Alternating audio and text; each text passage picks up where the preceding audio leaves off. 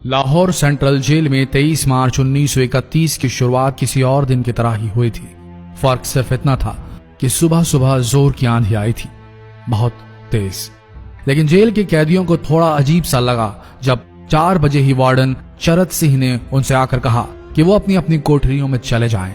उन्होंने कारण नहीं बताया था। उनके मुंह से सिर्फ ये निकला कि आदेश ऊपर से है। अभी कैदी सोच ही रहे थे कि माजरा क्या है।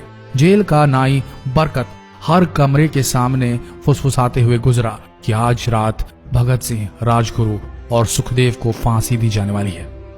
उस क्षण की निश्चिंता ने उनको झकझोर कर रख दिया। कैदियों ने बरकत से मनुहार की कि वो फांसी के बाद भगत सिंह की कोई भी चीज जैसे पेन, कंघा या घड़ी उन्हें ला कर दें ताकि वो अपने पोते पोतियों को बता सकें कि कभी वो भी भगत सिंह के साथ जेल में बंद थे।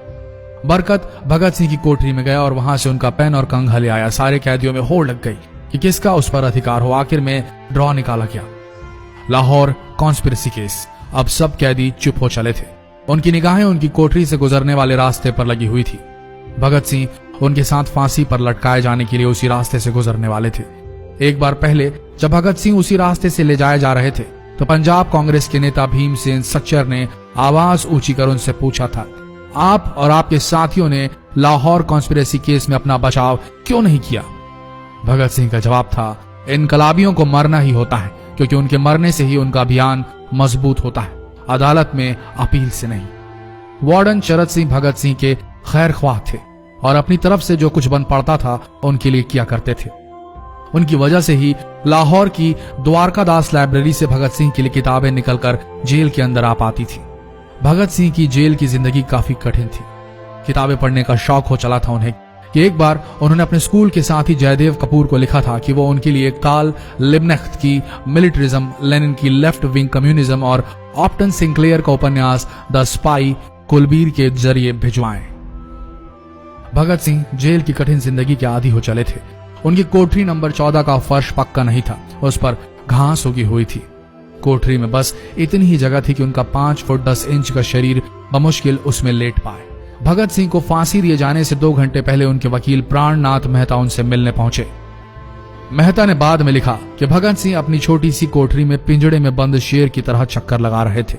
इनकलाब जिंदाबाद। उन्होंने मुस्कुराकर मेहता को स्वागत किया और पूछा कि आप मेरी किताब रिवोल्यूशनरी लेनिन लाए या नहीं। जब मेहता ने उन्हें किताब दी तो वे उसे उसी समय पढ़ने लगे मानो उनके पास अब ज्यादा समय न बचा। मेहता ने उनसे पूछा कि क्या आप देश को कोई संदेश देना चाहेंगे? भगत सिंह ने किताब से अपना मुंह हटाए बगैर कहा, सिर्फ 2 संदेश, साम्राज्यवाद मुर्दाबाद और इनकलाब जिंदाबाद। इसके बाद भगत सिंह ने मेहता से कहा कि वो पंडित नेहरू और सुभाष चंद्र बोस को मेरा धन्यवाद पहुंचा दे जिन्होंने मेरे केस में गहरी रुचि ली थी। भगत सिंह से मिलने के बाद मेहता राजगुरु से मिलने उनकी कोठरी पहुंचे। राजगुरु के अंतिम शब्द थे, हम लोग जल्द मिलेंगे। सुखदेव ने मेहता को याद दिलाया कि वो उनकी मौत के बाद जेलर से वो कैरम बोर्ड ले लें जो उन्होंने उन्हें कुछ महीने पहले दिया था। मेहता के जाने के थोड़ी देर बाद जेल अधिकारियों ने तीनों क्रांतिकारियों को बता दिया कि उनको वक्त से 12 घंटे पहले ही फांसी दी जा रही है। अगले दिन सुबह 6 बजे की बजाय उन्हें उसी शाम 7 बजे फांसी पर चढ़ा दिया जाएगा। भगत सिंह मेहता द्वारा दी गई किताब के कुछ पन्ने ही पढ़ पाए थे। उनके मुंह से निकला, क्या आप मुझे इस किताब का एक अध्याय भी खत्म करने नहीं देंगे? भगत सिंह ने जेल के मुस्लिम सफाई कर्मचारी बेबे से अनुरोध किया कि वो उनके लिए उनको फांसी दिए जाने से 1 दिन पहले शाम को अपने घर से खाना जरूर लाएं। लेकिन बेबे भगत सिंह की इच्छा पूरी नहीं कर सके क्योंकि भगत सिंह को 12 घंटे पहले फांसी देने का फैसला ले लिया गया और बेबे जेल के गेट के अंदर ही नहीं घुस पाए। थोड़ी देर बाद तीनों क्रांतिकारियों को फांसी की तैयारी के लिए उनकी कोठरियों से बाहर निकाला गया। भगत सिंह, राजगुरु और सुखदेव ने अपने हाथ जोड़े और अपना प्रिय आजादी गीत गाने लगे। कभी वो दिन भी आएगा कि जब आजाद होंगे हम, या अपनी ही जमीन होगी या अपना आसमान होगा। फिर इन तीनों का एक एक करके वजन लिया गया। सबके वजन बढ़ गए थे। इन सब से कहा गया कि अपना आखिरी स्नान करें। फिर उनको काले कपड़े पहनाए गए लेकिन उनके चेहरे खुले रहने दिए गए। चरत सिंह ने भगत सिंह के कान में फुसफुसा कर कहा कि वाहे गुरु को याद करो।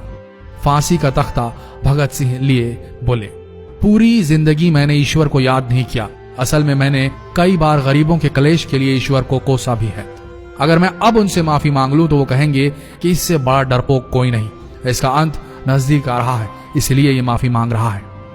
जैसे ही जेल की घड़ी ने 6 बजाया, कैदियों ने दूर से आती कुछ पद चांपें सुनी। उनके साथ भारी बूटों के जमीन पर पड़ने की आवाजें भी आ रही थी। साथ में एक गाने का भी दबा स्वर सुनाई दे रहा था। सरफरोशी की तमन्ना अब हमारे दिल में है। सभी को अचानक जोर जोर से इनकलाब जिंदाबाद और हिंदुस्तान आजाद हो के नारे सुनाई देने लगे। फांसी का तख्ता पुराना था, लेकिन फांसी देने वाला काफी तंदुरुस्त। फांसी देने के लिए मसीह जल्लाद को लाहौर के पास शाहदरा से बुलवाया गया था। भगत सिंह इन तीनों के बीच में खड़े थे। भगत सिंह अपनी मां को दिया गया वो वचन पूरा करना चाहते थे कि वो फांसी के तख्ते से इनकलाब जिंदाबाद का नारा लगाएंगे। लाहौर जिला कांग्रेस के सचिव पिंडी दास सोंधी का घर लाहौर सेंट्रल जेल से बिल्कुल लगा हुआ था। भगत सिंह ने इतनी जोर से इनकलाब जिंदाबाद का नारा लगाया कि उनकी आवाज सोंधी के घर तक सुनाई दी। उनकी आवाज सुनते ही जेल के दूसरे कैदी भी नारे लगाने लगे। तीनों युवा क्रांतिकारियों के गले में फांसी की रस्सी डाल दी गई, उनके हाथ और पैर बांध दिए गए। तभी जल्लाद ने पूछा, सबसे पहले कौन जाएगा? सुखदेव ने सबसे पहले फांसी पर लटकने की हामी भरी।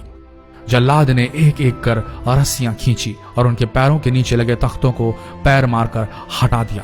काफी देर तक उनके शव तख्तों से लटकते रहे। अंत में उन्हें नीचे उतारा गया और वहां मौजूद डॉक्टरों लेफ्टिनेंट कर्नल जे नेल्सन और लेफ्टिनेंट कर्नल NS सोंधी ने उन्हें मृत घोषित किया। एक जेल अधिकारी पर फांसी का इतना असर हुआ कि जब उससे कहा गया कि वो मृतकों की पहचान करें तो उसने ऐसा करने से इनकार कर दिया। उसे उसी जगह पर निलंबित कर दिया गया अंग्रेजों द्वारा। एक जूनियर अफसर ने यह काम अंजाम दिया। पहले योजना थी कि इन सब का अंतिम संस्कार जेल के अंदर ही किया जाएगा, लेकिन फिर यह विचार त्यागना पड़ा जब अधिकारियों को आभास हुआ कि जेल से धुआं उठते देख बाहर खड़ी भीड़ जेल पर हमला कर सकती है। इसलिए जेल की पिछली दीवार तोड़ी गई। उसी रास्ते से ट्रक जेल के अंदर लाया गया और उस पर बहुत अपमानजनक तरीके से उन शवों को एक सामान की तरह लाद दिया गया। पहले तय हुआ था कि उनका अंतिम संस्कार रावी के तट पर किया जाएगा, लेकिन रावी में पानी बहुत ही कम था, इसलिए सतलज के किनारे शवों को जलाने का फैसला लिया गया। उनके पार्थिव शरीर को फिरोजपुर के पास सतलज के किनारे लाया गया। तब तक रात के 10 बज चुके थे। इस बीच उप पुलिस अधीक्षक कसूर सुदर्शन सिंह कसूर गांव से एक पुजारी जगदीश अचरज को बुला लाए। अभी उनमें आग लगाई ही गई थी कि लोगों को इसके बारे में पता चल गया। जैसे ही ब्रितानी सैनिकों ने लोगों को अपनी तरफ आते देखा, वो शवों को वहीं छोड़कर अपने वाहनों की तरफ भागे। सारी रात गांव के लोगों ने उन शवों के चारों ओर पहरा दिया। अगले दिन दोपहर के आसपास जिला मजिस्ट्रेट की दस्तखत के साथ लाहौर के कई इलाकों में नोटिस चिपकाया गया, जिसमें बताया गया कि भगत सिंह, सुखदेव और राजगुरु का सतलज के किनारे हिंदू सिख रीति से अंतिम संस्कार कर दिया गया है। तो ये थे भगत सिंह की जिंदगी के वो 12 आखिरी घंटे। आशा करते हैं इस वीडियो में सुनाई गई ये कहानी आज युवा पीढ़ी के दिलों में मर चुके देशभक्ति को जगाने में कामयाब होंगे। जितना हो सके इस संदेश को पूरे देश में पहुंचाएं। इस वीडियो को शेयर करें फेसबुक पर, व्हाट्सएप पर, और हो सके तो इस पेज को फॉलो करें ताकि ऐसे ही वीडियोस आप तक सही समय पर पहुंच सके। मिलते हैं अगले वीडियो में, तब तक के लिए आप सबका धन्यवाद।